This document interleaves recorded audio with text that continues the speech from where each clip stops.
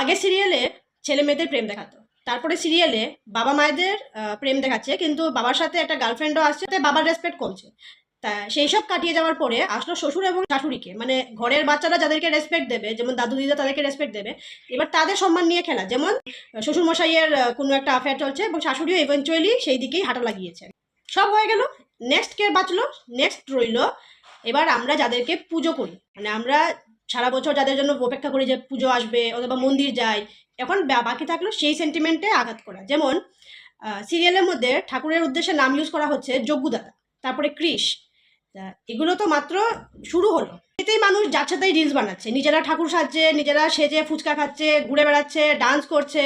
এমনিতেই এই জেনারেশনের মধ্যে অর্ধেক সেন্স নেই যে কোথায় কিরকম কি বিহেভ করতে হয়। তার উপর যদি ক্রমাগত একটা টিভিতে দেখে শ্রী জগন্নাথ ঠাকুরকে যোগুদাদা বলা যায় এবং শ্রীকৃষ্ণকে কৃষ বলা যায়, তারপরে নেক্সট লেভেল ওরা কোথায় নামবে সেটা